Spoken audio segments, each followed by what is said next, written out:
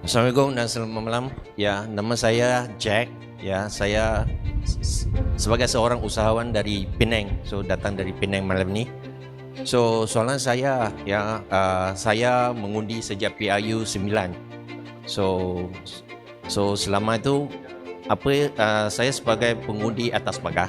So never join any party, but after I listen to your talk since a year ago, then I really attracted by your ideology, because 30 years in the business, right? I do understand that untuk satu negara yang much more dan kaya raya, I think the citizen have to be healthy, number one. Number two, the citizen have to be knowledgeable, and then number three, we have to be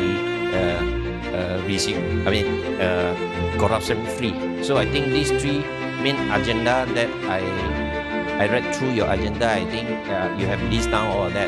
So my question is, how determined you are to make sure this happen in Malaysia for the next 20 or 30 years to come? That's my question. Thank you very much. Baik, terima kasih. Jack tadi tanya tentang how determined are we?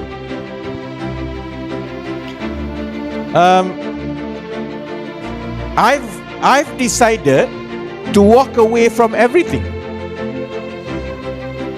Berapa ramai dalam sejarah negara kita seorang ahli politik yang pada umur saya, dan whatever people, orang cakap macam-macam lah, tapi sebenarnya ialah saya bernasib baik kerana saya berjaya naik dalam politik ni pada umur yang muda. Maksudnya saya jadi ahli parlimen umur 36 tahun. Saya jadi menteri, dan menteri itu yang kanan tau, bukan menteri yang junior-junior. Saya jadi menteri yang kanan umur 45 tahun. Kalau saya pentingkan kedudukan ataupun pangkat, the most sensible thing for me to do, Jack, is to stay where I was and crawl and buatlah apa saja, kerana 10 tahun lagi semua itu tersedia untuk saya.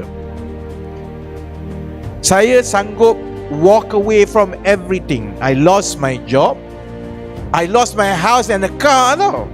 Saya pun tak sedar, aku pun tak fikir. Saya duduk rumah menteri kan, saya pergi resign, betul baru sedar, alamak, kita tak ada rumah sebenarnya. Sama juga, saya sebelum tu saya tak beli kereta. Saya ada satu kereta untuk wife saya, dan saya ada satu kereta lama lah, my old Honda Accord. Jadi bila saya jadi menteri, you ada kereta menteri kan, jadi saya pun pergi jual lah Honda Accord saya tu. Buat apa ada kereta satu lagi kan. Saya pun pergi letak jawatan. Baru saya ingat, ya Allah, saya tak ada kereta sekarang. Aku kena menumpang kereta orang. Lama jugalah saya kena pinjam kereta orang sebelum beli kereta yang baru kan. Maksudnya begini tau,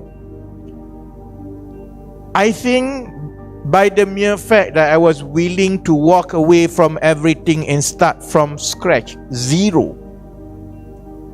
it means that doing this is a lot more important than anything else. Kalau orang tanya saya,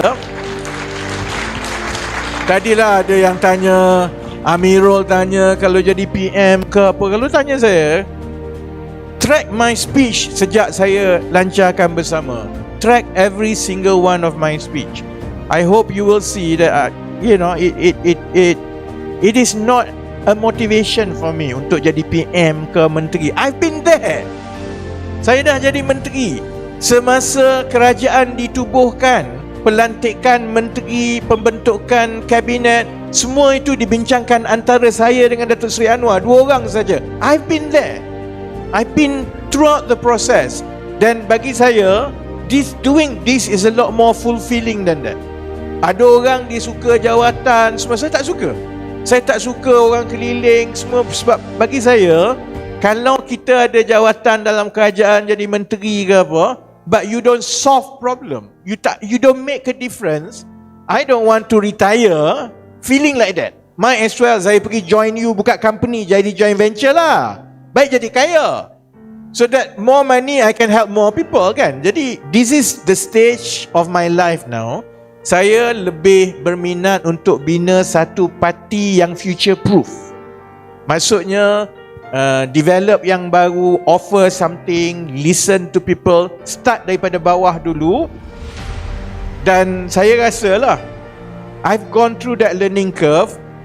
Masa PKR dulu, saya menyertai PKR tahun 1999 secara rasmi. Saya ada pada hari Datuk Seri Anwar kena pecat 2 September 1998.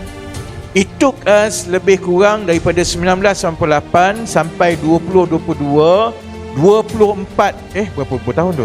98, 22, 24 tahun untuk jadi kerajaan. But I've gone through everything, daripada pasang bendera, susun kursi, jadi pengurusi majlis, tulis surat khabar, semua saya dah buat.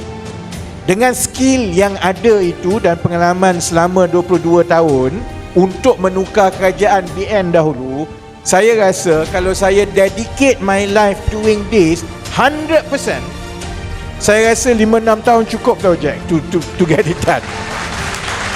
Sebab our skill now is so much better. We are not amateurs now, we are pros. Orang mungkin gelakkan dekat bersama lah, parti baru semua ni kan.